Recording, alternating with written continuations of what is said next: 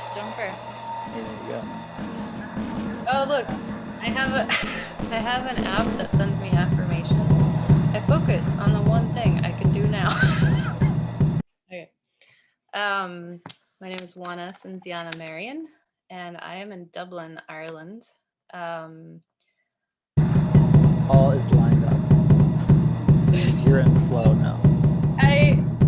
my best friend got me onto this app. I am in the last stages of a PhD in theology at Trinity College Dublin. Mm-hmm. And I was like, this is so stupid, like fake affirmations, like what does this actually have anything to do? Like, it doesn't feel like it's connected to my life at all. And she was like, Juana, the like intrusive hell thoughts you have all the time, like how are those connected to your life? That's a good point. You Yeah. call them intrusive hell thoughts? Yeah. I am writing. I studied poetry for a long time, most of my adult life, and really have like most of the movements in my life have been motivated by poetry, including ending up in divinity school to study with a poet. Mm-hmm.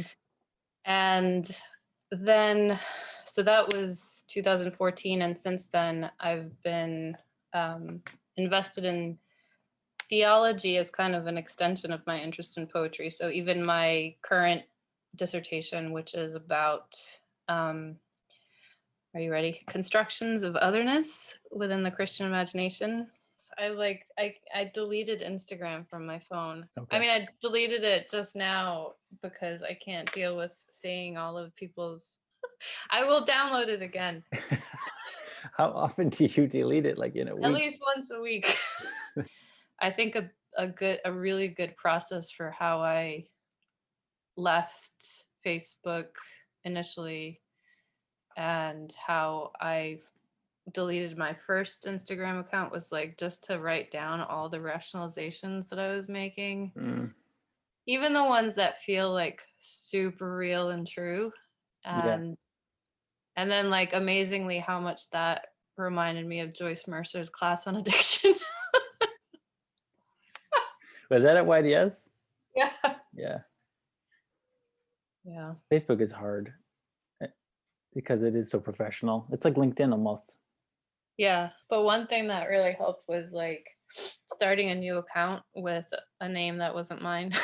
Yeah, I did that with the Rustle VV. It was nice to like have a non-pastor presence.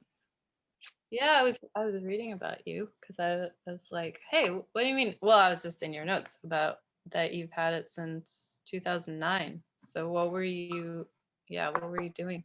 Well, Rustle VV started as a cassette tape record label in Brooklyn in 2009. I was really drowning, and I was like, I'm not gonna wait. I want to do what I want to do what I want, and I want to wait for someone to hand it to me. I guess it's very American, and I didn't. I broke even for a while. It was cool. I covered the cost of the materials, and it was fun while it lasted. That is no small potatoes, my friend. Not breaking even, like living. No, like, no. I had a day job. Oh my God, yeah. No. Yeah. Just like for fun, just to do it, to make stuff, make physicals, as they call them now. Isn't that funny that there's a word for it? So many releases are in Bandcamp or digital. That's the first time I'm hearing that. Maybe it's with like the younger crowd. Yeah, maybe. Yeah. It's No, it's like how my family and my peasant family in Romania doesn't know what organic food is. Isn't it because it's all organic? It's just food, yeah. So there you go. Is that And where you landed in Ireland? Was it an interest in Irish poetry that got you to this program, or was it like I'm in Ireland and? yeah, no, well, both, because both and. I studied in Ireland before when I was an undergrad. I came here to study Irish poetry, and I kind of had a long relationship with Irish literature and with Irish poetry specifically from I don't know when I was like 19. And but then like somehow didn't come back here for 16 years. And then I was nearing the end of the Master of Divinity program and thinking about what the next move was. And I knew that I wanted to move back to Europe. And I was in Europe on a trip with you and other people. Right. And at the end of that trip, I ended up spending a few days visiting my friend in Dublin. And I think within a few hours of landing, I just, oh, wait, I really loved Ireland. Like, this is a place I could be. They were the first, if I'm not mistaken, I think this is true, the first country to pass marriage equality. So it was a place where I could be and where my partner could get a job legally and have rights and all that stuff. That was important. So those were motivating factors. And then I kind of had to figure out what to do here. So when I told people in divinity school that I wanted to move to Ireland, everybody told me to get in touch with Siobhan Garrigan, who was brilliant. Yeah, and I reached out to her and asked her for a job, and she was like, I don't have a job, but do you want to study with me? That's an honest way to approach it. I mean, Yeah. you worked for Chris too as well, Christian Wyman, right? Basically, I sent Chris Wyman an email the day after his first day on the faculty, just like 3-scroll letter of like my entire spiritual crisis. So he very graciously responded and shared my email with somebody with a more practical purpose. And yes, I was, at the time when I wrote that email, I was at St. John's Abbey in Collegeville.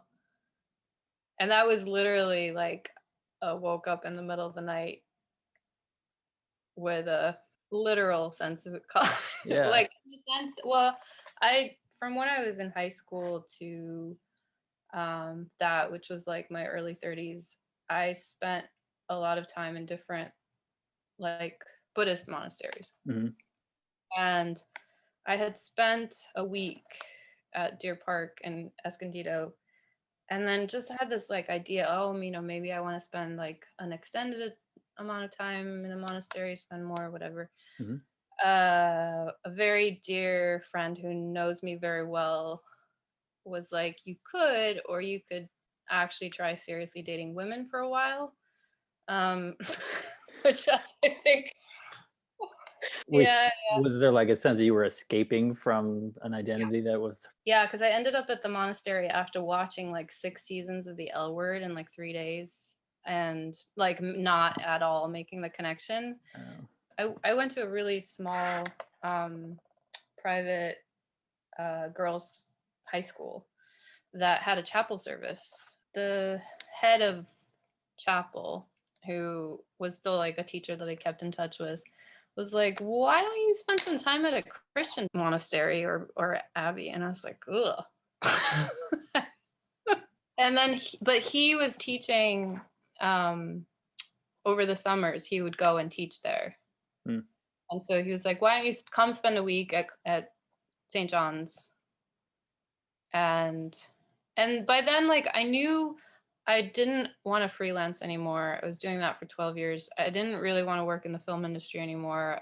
I knew I wanted to connect with writers again, and I wanted to like try to just read, like, what is there to read now that's good and all this stuff. And I'd been reading Christian Wyman's book. So Ambition and Survival. It's there's a memoir about being a poet. Yeah, and being a poet. Yeah. So I was reading that book and had like really intense like resonance with it. And I think that moment at St. John's was just a moment where like the the pieces were all there, and then everything together. Had no interest in Christian theology, but that's where Christian Wyman was. I thought everyone was going to be some crazy Christian, like Mormon nerd. I had no idea what I had no idea. And I was so pleasantly surprised. But yeah, I mean, I similarly was really surprised. And like not surprised now that Christian was like, "Oh, you should talk to Josh Sullivan because you guys have similar issues." I was Chris. such a jackass in Yeah. his classes. I was so mean. I had such a chip on my shoulder. Mm. I think he liked it though. I was very aggressive. I don't know. I kind of do that to like male figures in my life. I tend to like get combative and like it's I don't know. It's a I don't know. Anyway, I would, he, I would think he responded that to really. I mean, I would I think think he I responded think he well. did. Yeah. That was my impression, and that's why I liked about him because he just was. Yeah. He, there was just no bullshit, Yeah. Yeah. and there's a lot of bullshit at divinity school for sure. Yeah. Anyway, so Oh, but back to I think like the original thought was about poetry. Did you study poetry? You studied poetry as an undergrad, yeah. and then how did you get into film for poetry? Is it just like move to New York and like figure stuff out kind of thing, or? I went to Johns Hopkins to the writing program in poetry immediately after. I mean, I had like weird graduation schedules because I took lots of time off and spent time in Ireland. Um, and then I basically like I didn't know what else to do and I got funded. How do I say this? I like hated it. I really hated it. And really and I think I just like I just didn't have enough of a what's this? Backbone? Core? I didn't have enough of a self, like Oh, I didn't have enough of like an integrated like I didn't know how to protect myself. I didn't know how to like guard what I loved. And so or like so when I would read in the workshops, when I would read out like poems that to me were like really unfinished and vulnerable and like people liked them, then I was like so confused. I felt like I was losing my hearing and my sense of like mm-hmm. what I thought was good. And then when there were things that I was really close to and people didn't like them, I was like really hurt. Like my best moment in retrospect was when I got kicked out of a class for laughing. It was like the only time in my life that like the professor thought I was laughing at him. What were you laughing at? I don't remember. I probably was laughing at him. I think he was kind of a ridiculous person, but like just yeah, like the egos of stuff. I mean, it was like before it's like weird to say this, but it was before people were so much more conscious of like Yeah. are we just reading like dead white men all the time Yeah. or are we, Mm-hmm. So and I think I couldn't name that either, but I definitely felt it and Mm-hmm. was like the stuff isn't nourishing and but anyway, I wasn't very happy. So I started watching like at least a movie a day. There was a really amazing video store like almost right across the street from me, and I would just go there every day. And I became friends with the people the like young kids that were working there. And then I invited them to. We had a housewarming party, and I invited them to the housewarming party. Oh. And afterwards, I had a free account for the rest of the year. And they had a list of films for me. Like it was like literally like my education in film. Hmm. Before that, I think I knew that cinema was a thing, but it was like too overwhelming Mm-hmm. to like, I just knew about like blockbuster things and there was a really great movie theater as well that was showing like, this whole idea of like having a series of one Yeah. director Mm-hmm.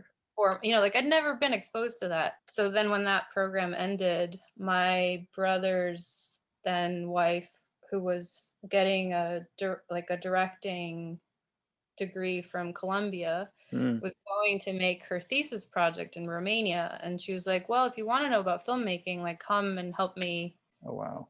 film. So I was going to go for 3 months and ended up staying for 2 years and Wow. like a whole bunch of movies. It was like right after Cold Mountain had been made in Romania. And so all these different these like foreign companies were making films there. It was like cheap, there were no unions, big, like wide variety of locations in a very Yeah. small area. And that was also like right before the kind of Romanian New Wave period, which was from like 2005. So it was like I didn't know that until I left, that it was like such an interesting time to be there actually for film, because I was friends with a lot of the people that ended up making the films that were then like winning at Oh, Cannes. wow. Yeah. Yeah. So the thing that brought me to Los Angeles from there was that I worked on a Francis Ford Coppola movie, and the I producer was remember like, that. "If you write a script and I like it, I'll produce it." And I was like, "What?" Jeez. That's kind, and also that is such a movie thing. It's so kind, but it's also like such a weird thing to say. Totally. Like Yeah. like she'd never read anything. It was like purely on instinct. She produced my short film. Mm. Well, it sounds like she liked it. Yeah, she did. She liked it. But yeah, so then she said, yeah, if you really want to work in film, you should spend some time in Los Angeles. Yeah. So what were you doing on sets? I worked in every department except for makeup, and I was never a grip. But yeah, I worked in like every department I could get into. On the Coppola film, I was an assistant to the lead actor. Okay. The last few films where I worked in production, I was a still photographer, which actually is like, if you ever want to direct, like that's such a great place on set to be, because you're just next to the camera all the time. You're hearing the director talking to the actors. And then the last like 3 years that I was working, like technically in the film industry, I wasn't in production. I was just writing treatments for commercial directors. So like, I guess ghostwriting for directors. You were in your 20s during this time, or was it? I'm just trying to get the timeline. It's a lot of accomplishments, a lot of stuff going on. You know what I mean? Like master's programs and Yeah, more like travel. stuff going on than accomplishments, but yes. 25, 26, and then I stopped working in film in my early 30s. Gotcha. And then at the time of the like divinity school crisis, I was living in LA, and I had moved back there a second time to work with a director. We wanted to write a film together about our friend's restaurant. And around the same time, my friend's career like really took off. And so we just like could never make it work to work together. And I think I had that moment of like, what am I doing with my life? And I'm going to go to divinity school. So that's what it's there for. It's a beautiful thing, honestly. I know. The only disappointment was like getting there and realizing how like unspecial that is. Well, the reason I'm asking about where you were living is because, I know you delete your Instagram constantly, but I look at it, and you do seem to have a very close connection to place, at least there. And not having that bouncing around between LA and New York sounds hard. You seem to be so grounded in place, at least now, but maybe that's a part of a spiritual process that's been ongoing. In September of last year, I broke the record of the longest I'd spent in any place since I was 18. And that was 3 years. There you go. I don't know why I feel a connection with this particular place. I'm not sure, like Dublin is where I would stay. But even if I didn't stay in Ireland, like I still feel like I don't know. It's been like such a long love affair with the like Irish poetry and with spending time here. Like when I was an undergrad, I spent a summer living on a tiny island off the Galway, like off the west coast. I spent a lot of like different kinds of time here. I think when I came to Ireland for the first time, it was the first time I ever listened to loud music. Yeah, that was a really big deal for me. I was really into PJ Harvey. And before that, like I was like I couldn't listen to loud music. I don't know what that's about. No, it's not bad. I just like that distinction of like what was Yeah. not loud music, like what was pre-loud music. Oh, it's embarrassing. I had a boyfriend who liked the Grateful Dead. Oh, come on. Grateful Dead's good. They can be Okay. loud. Well, yeah, I mean, I think the Grateful Dead like really opened me to like I love the kind of like folk and like Yeah. blues and stuff that. Grateful But Dead then for like me was such a gateway. It was such a door yes, to everything. yeah, yeah, Yeah. it was a gateway. It's a gateway drug. I also was in Cork, which is like really prides itself on like being this kind of rebel culture. So by loud, you mean like, for lack of a better word, like punk, like Or rock. like rock, yeah, rock and roll. Because like there's an element of loudness to the Grateful Dead, the whole like wall of sound setup and blah blah blah. But it's not punk. It's not No, aggressive. It's not harsh or abrasive. It's not rebellious in any way. you Yeah, know. there's a social aspect to it. There's something very like quietist about the Grateful Dead. Yes. I'm trying to think like I liked them a lot. I used to trade tapes when I was in like middle school with like my middle school history teacher. I remember there was that radio program and I would record, I would make Mhm. tapes by recording that. What was it called? It It was was like like the Dead Hour or something, oh, yeah. something like that. Yeah, Yeah, that's it so was all true. like bootleg. It was nice. That was like that started my kind of like love for cassette tapes as well. You Oh, know, okay. I often, when I tell people that I had a cassette label, most people over the age of like right now, not at the time when I told them, over the age of like 45, usually laugh and say, "You don't know what a cassette tape is." And if you did, you wouldn't make a cassette tape label. To be like, all my favorite tapes are broken and gone because they got wiped. So you're stupid and young, and you only like tapes because you're trendy. And I was like, okay, sorry, sir, I didn't mean to offend you. But I grew up with tapes, and and it was Grateful Dead tapes that started it. Yeah, yeah. Oh, but yeah, since there's a place, I don't think I've lived in a place for very long. I lived in New York for 6 years, 5.5 years. I guess that's the longest ever, really, Yeah. since I moved out to college. I like to brag to people that I've moved apartments. I think every year since I was 17, give or So take. did you read the Ambition and Survival book? Because that was the thing that got me, like the first essay where he's like, I read it yeah, after I met him. The book oh really? I read the My Bread Abyss, and I was like, oh my god.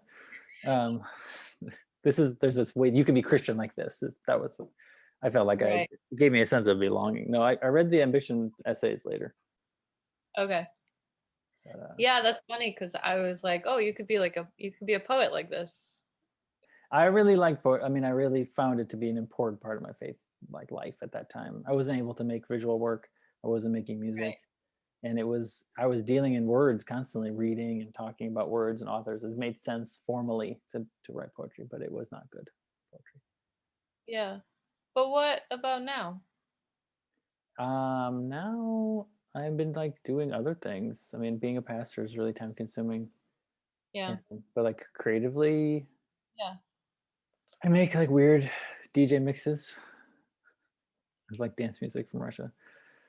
I I really have lost like to a big extent my ability to read well, like to read deeply, to read well, Hmm. especially like poems, and which is a problem. I mean, it's like an existential problem for me, but Hmm. um and then I did this kind of summer school for a week last year with The Stinging Fly, which is a publication in Ireland. And it was a week of like 1 hour in the morning with a different poet who brought two poems and then like just spending time reading two poems in 1 hour. Wow. It like it really reawakened that sense of like what it means to read and I realized that what I needed was a community to read Mm. with, or at least one other person. And it's the same, it also made me think of the fact that that's how I first learned how to love poems, which was in a class with a Mm. teacher who really loved poems. Yeah. And like one poem on our desk, not books of Yeah. poetry, like one poem. And so I started asking people if they wanted to, also like as a way to socialize at a time when it's really hard to just keep having like Zoom conversations about ourselves and about what's happening. It's like if I want to meet this kind of social need and also like read poetry, Yeah. we each send each other like one poem the night before, and then we meet for an hour and talk about the poems, or send sort of like voice messages back and forth about Mm. particular poems. Mm-hmm.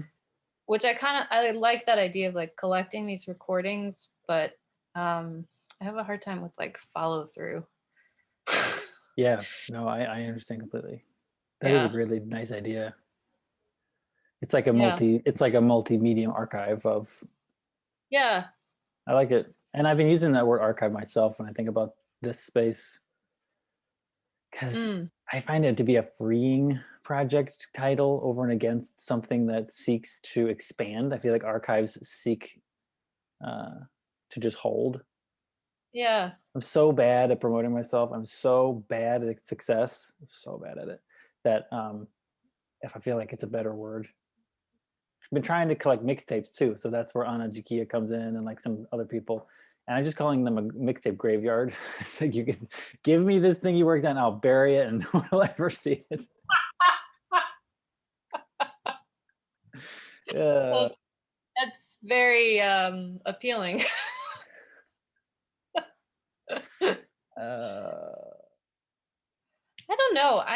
Yeah, well, this is a totally different conversation. But yeah, I think like just any excessive accumulation of wealth, like why not? Like let's just say there is something intrinsically wrong with it. mhm. Yeah, that feels good. But like, yeah, I think the proof is in the pudding. Personally, I've been really into Keller Easterling. I don't know if you know her work.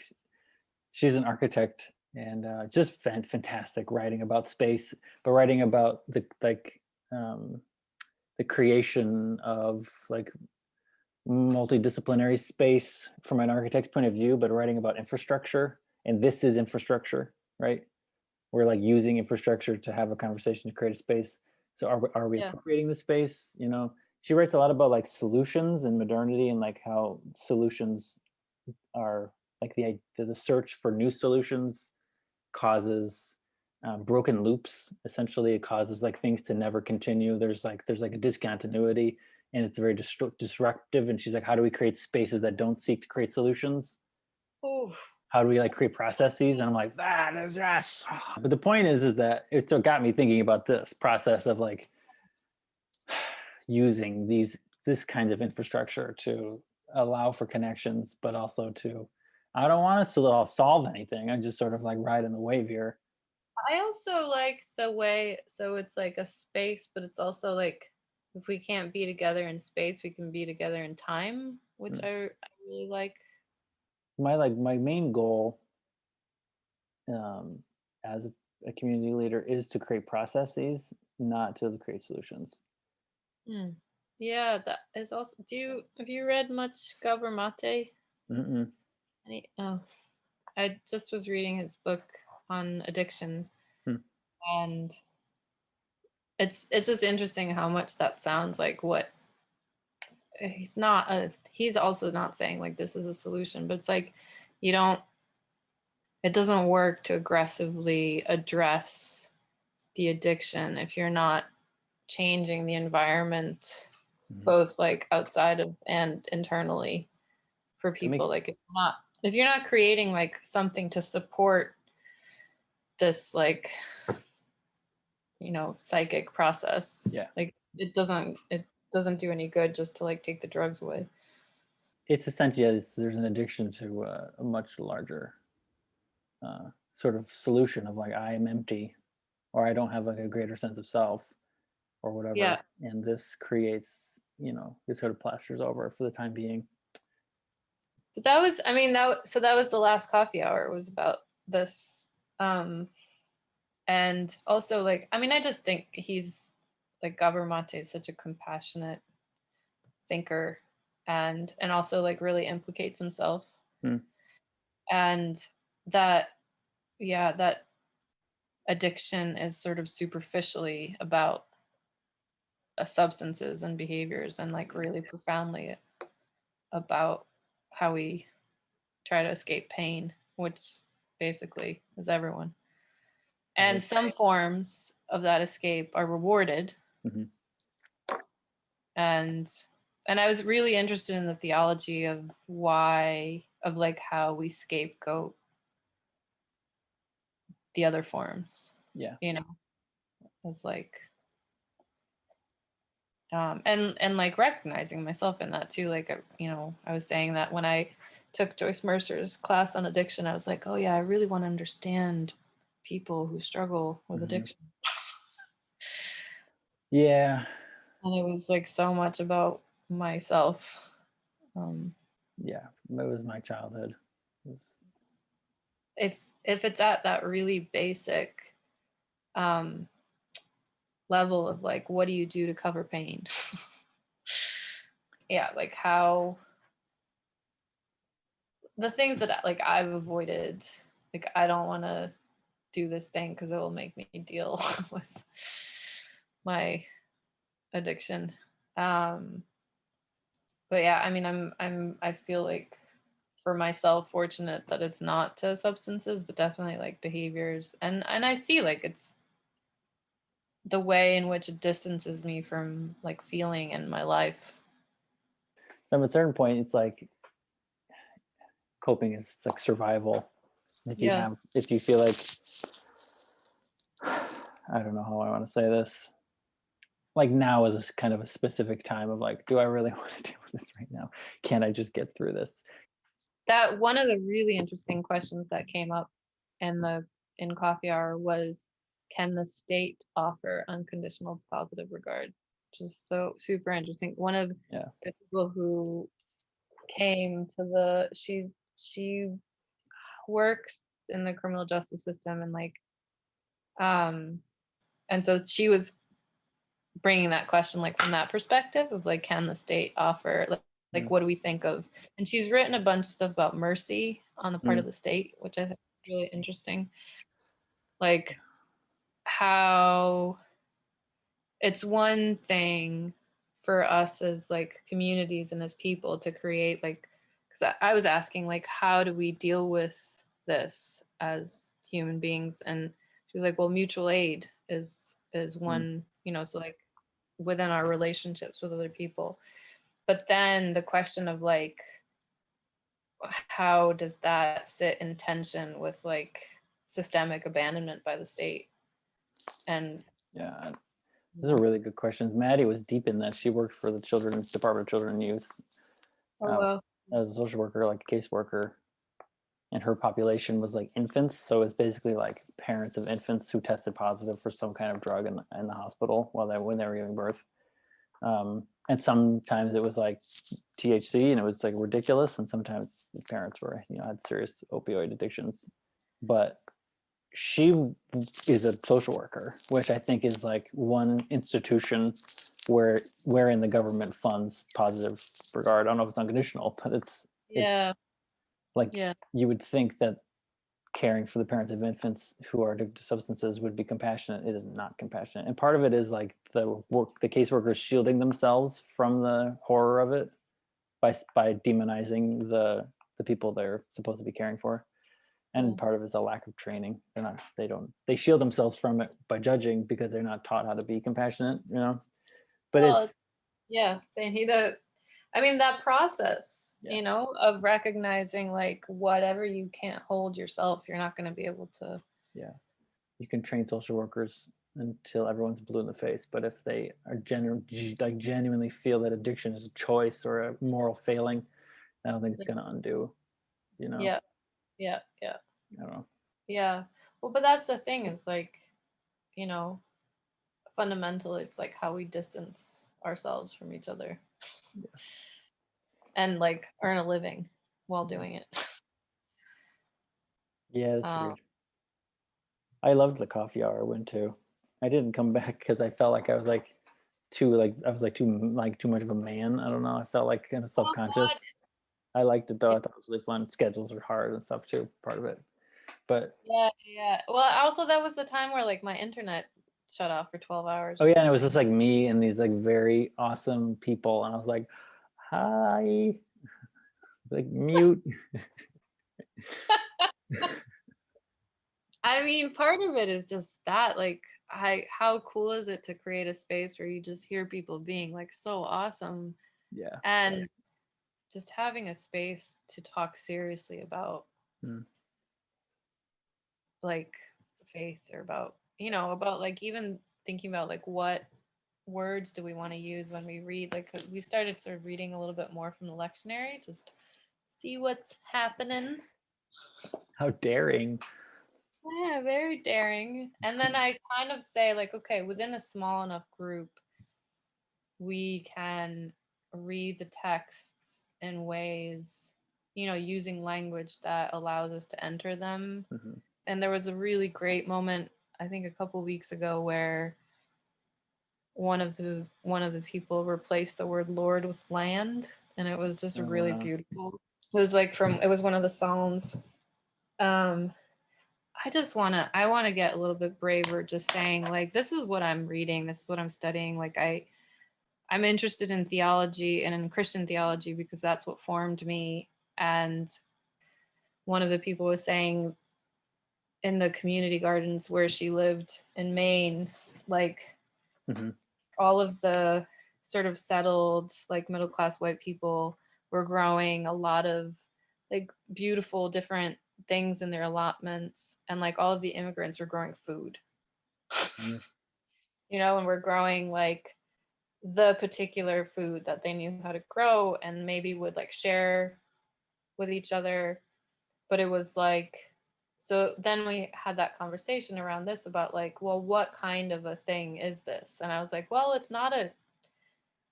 it's food. It's like potatoes. Like I want it to be unapologetically about this thing, even if I'm a little bit embarrassed or if I feel like, Mm-hmm. Mm-hmm. I find that very resonant, that image, what you're yeah, saying. I think that that's right on.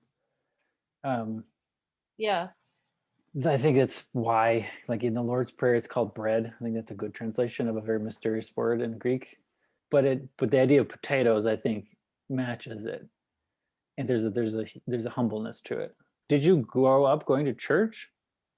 yeah. You But did. I mean, it was weird though, because it was strange to be Catholic in Romania. Most people would have been like Eastern Orthodox, Romanian Orthodox. Okay.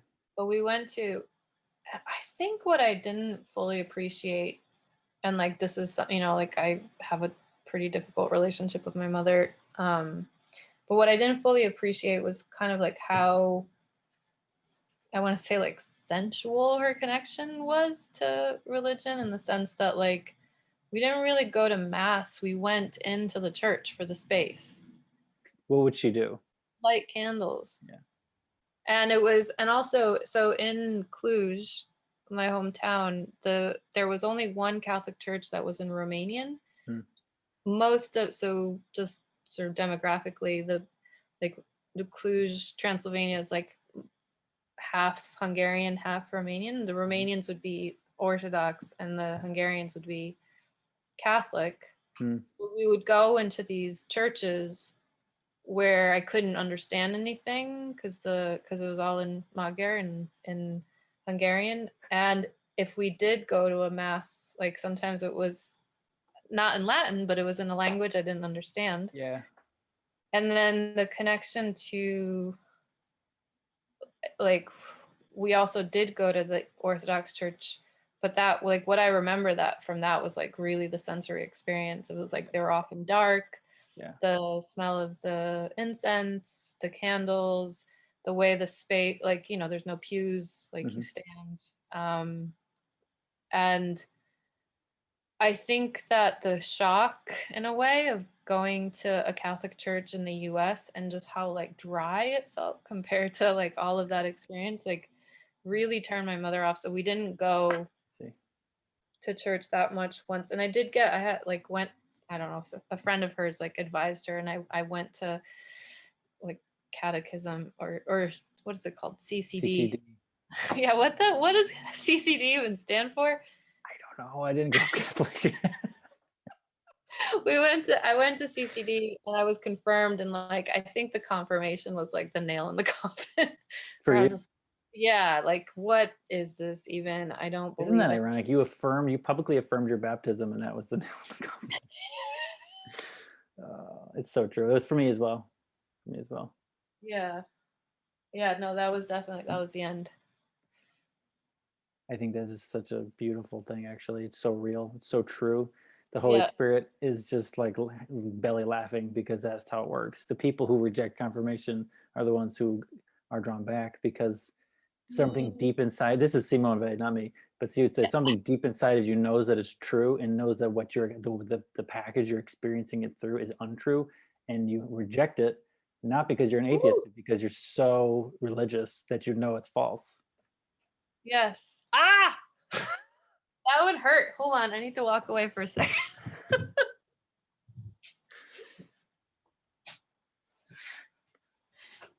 Yeah. Damn, Simone.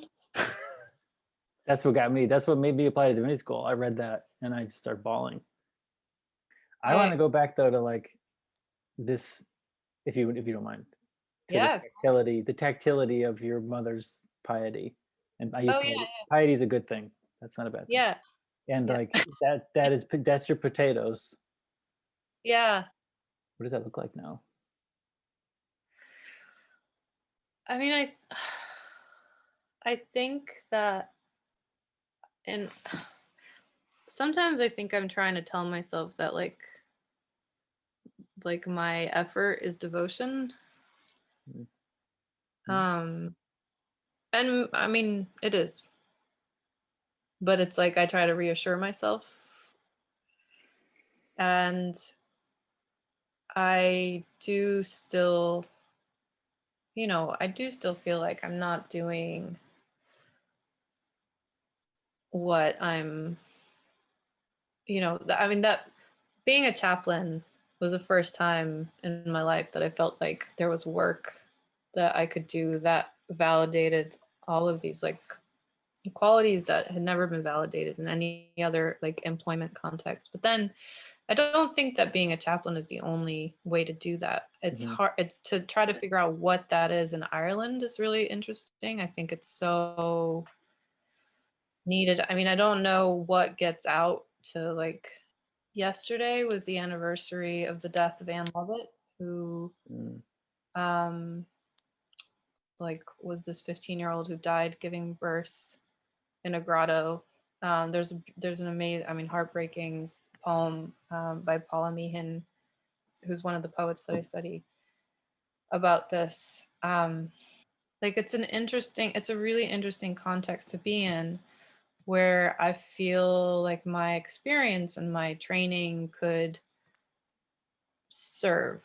Mm-hmm. But in order to do that, like I need to have the confidence that, my potato growing has some kind of value, which I think it does. I just, it's like my own stuff. I need to like Yeah. No, deal with my own sense of worth and all of that stuff, and like and it's working. Like I'm getting there. mm-hmm. But I do think that like effort is a form of devotion. I don't know if I would say like wrestling. I don't want to just go totally biblical, but like yeah, wrestling and always like feeling the kind of privilege of the position of the outsider. Mm-hmm. And yeah, there's a privilege to being an outsider, which I always will be. Like, and I think when I'm not, I start to Yeah. worry. But even so, I did this training 2 years ago that was really very Christian. Like the form that it's taken now is more interfaith, but at the time it was like, and it was a group of 20, mostly pastors and chaplains and me, uh, going to 6 or 5 different peace centers across the UK and like having kind of a weekend at each one and like learning their process and learning their and I was like I mostly wanted to do it because one of the centers was Corrymeela, which is in the Mm-hmm. north, was really important space for the peace process with Northern Ireland, and it was like one of the few places where both sides could meet. um and I really, I in a way, like I kind of found my voice in that space, because I was always the one that was like, wait, but Yeah. and I think that when somebody uh in that like somebody who I talked to about that context said, well, if you're interested in doing like sort of like decolonial work or anti-racist work, like you're much more useful in a Christian space as somebody who is like queer, a woman, you know, asking these kinds of questions Yeah. like myself, and like learning kind of in public, sort of making provocations. Yeah. That can be much more radical than like, I don't know. I really get that. I think what you're saying is so important. It's just there's a gravity to like accepting the tradition and like finally giving yourself to it, even though it has like the caveat of like, oh, I'm giving myself to it as a reformative element, as an outsider that will, you know, work within this institution to do the work that I want to do. But like even then, there's a finality to it. Yeah, I wonder how much of that tension is also like an aspect of gender and like limitations, but like limitation on gender within the institutions, because I sometimes wonder like if this was an easy thing for me to do, to just like get ordained as a Catholic, Mm. you know, in the tradition that I've like first grew potatoes in. You're saying that you would.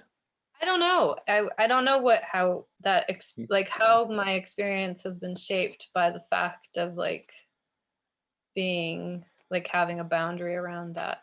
When that path is by nature not obvious of like Yeah. how to, yeah. But I'm attracted to that. I mean, it's like I want to be like a gay female chaplain in a Catholic hospital in Ireland. I mean, that would be huge. I mean, it would be, yeah, I see what you're saying. I mean, you would definitely by definition preserve it. It would become like the cornerstone of your ministerial identity, so to speak. Yeah.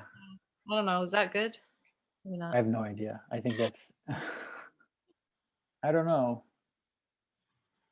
I'm just thinking about you and Roman Catholicism. It's really interesting to me. I didn't know that. That I grew up Catholic. Or that it was you know, a sensory culture that was important to you. Yeah, I mean, it was in one place and then not in another, which is interesting. But what you're saying is that there's the sensory culture of you know, Roman Catholicism in Romania worked for you culturally and worked for your mother as well. But coming here, this sort of bland American mojo, which works here, doesn't Yeah. connect. Yeah. Yeah, or it left a mark for sure. Yeah. Yeah, that, and then like, you know, my family was my mother's side of the family were like, you know, peasants, and I say that with like as a term of endear, you know, as an honorific. Yeah. And so like all of those traditions, which are so sensual, I mean, there's so much food involved, there's so much like sound, you know, like